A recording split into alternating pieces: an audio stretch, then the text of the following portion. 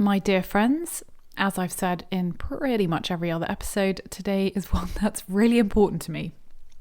So, as a devoted spiritual seeker, and when I say spiritual seeker, I just mean that like my mind, my body, my soul, my heart is always journeying back home.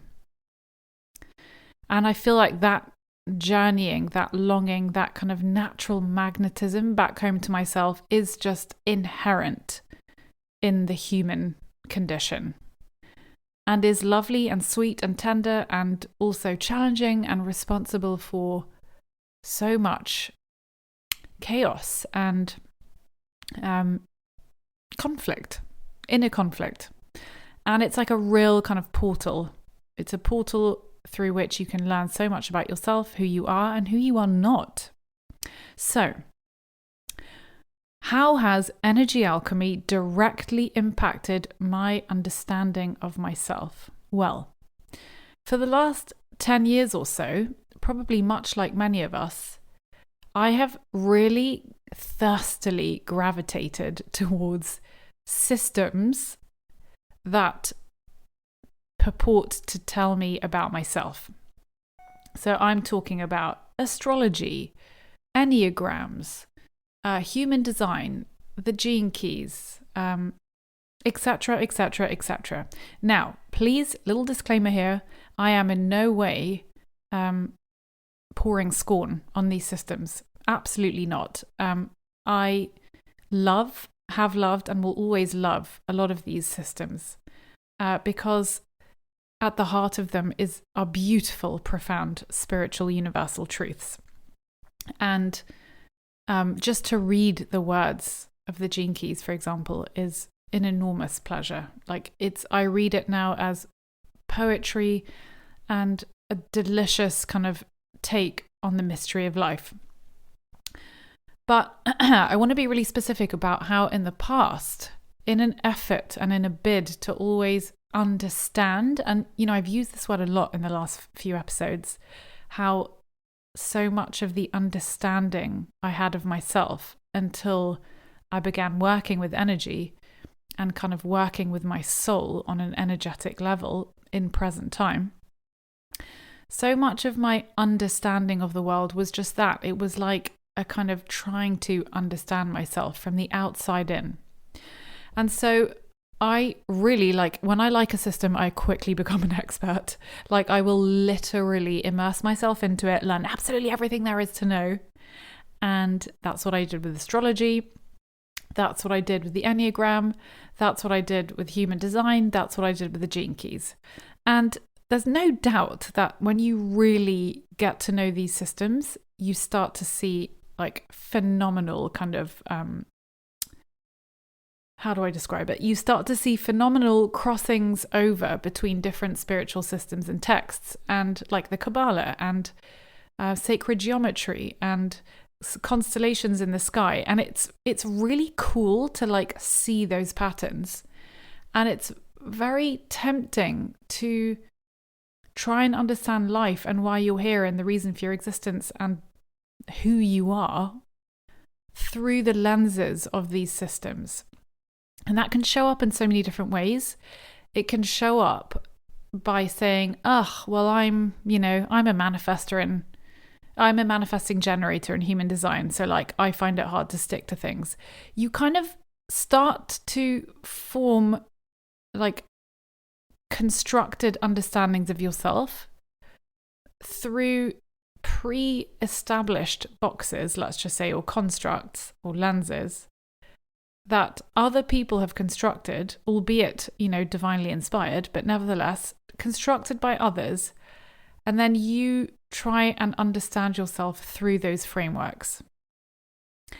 Where that became a problem for me is that ultimately, when you try and understand yourself from the outside in through established frameworks, even archetypes, I used to dig archetypes so much.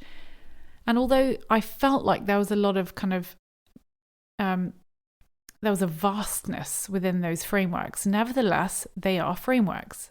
So where it became a problem for me was that although I thought I was developing a much more nuanced understanding of who I was through like expanding my knowledge around these frameworks, all I was doing was like literally with a hammer and nails, like fixing myself into very rigid constructs.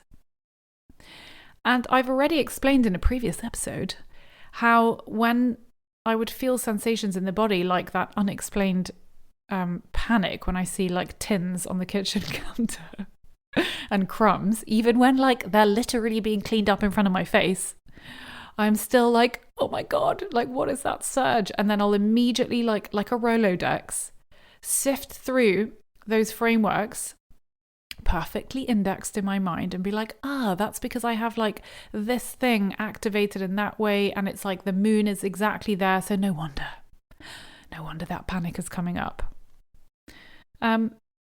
Which has its place. And again, please know, like, I'm definitely not pouring scorn on the beauty and sacredness of these, carefully put together systems.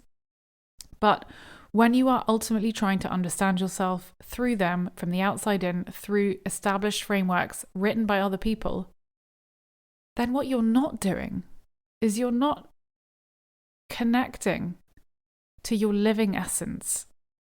You're not connecting to your core living essence, because if you go from the inside out, and just this practice, oh my goodness, like it is at the heart of everything that I'm talking about in these episodes.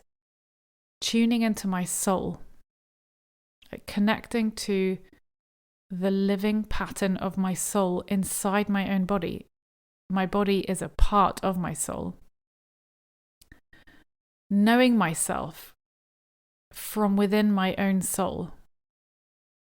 Like there are no frameworks in there. There is nothing rigid or fixed. Because when I tune into my soul, and I do so in this very moment talking to you, what I'm seeing and feeling and sensing and living is a fluid, ever shifting and evolving core essence made up of energy. Whereas when I open the window within a highly complex framework and I try and understand myself, it's rigid. It's like, it's not alive. It's not alive.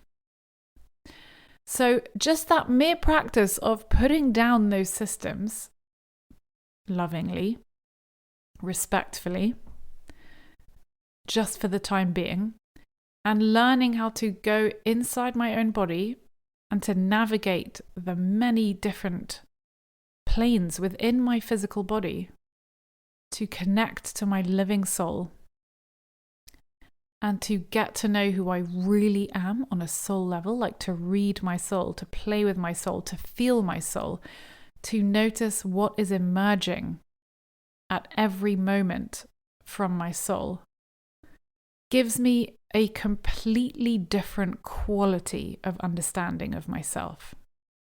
One of the most interesting facets of that has been that when you're attuned to your soul, you're in present time.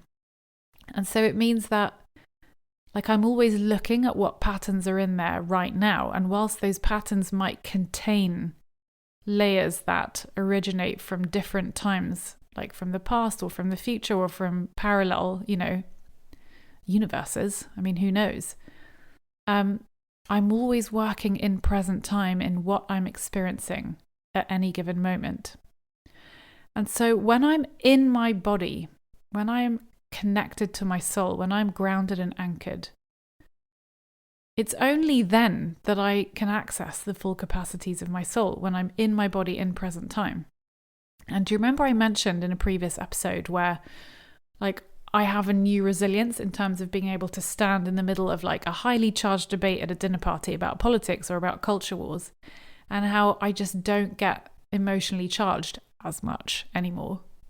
And one of the reasons for that is because instead of kind of fighting or like discussing or engaging with the discussion through these like rigid frameworks that are outside of myself, where I'm like intellectually kind of scouring all of those index cards I have mentally and like accessing the reams of like constructed information I have there to make my point and to establish like how I feel about something or what my values are.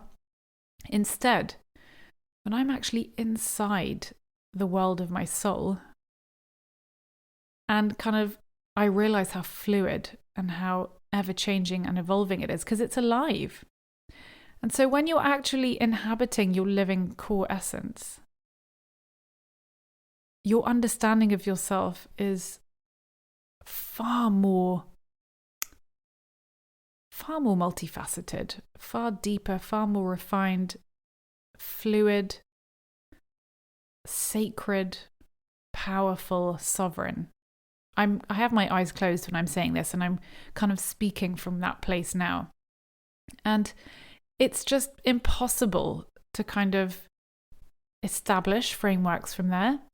And what you can do, which I'm going to be talking about in the next episode, is you can translate that living core essence of your soul into values and into a vision for your life. Absolutely you can. But really at the heart of it is knowing who you really are on a soul level. Knowing who you are. And you can only know who you are from the inside out. So I'm going to leave it there. And I can't wait in the next episode to talk more about how to translate that, knowing who you are, into a value-fueled, vision-led life.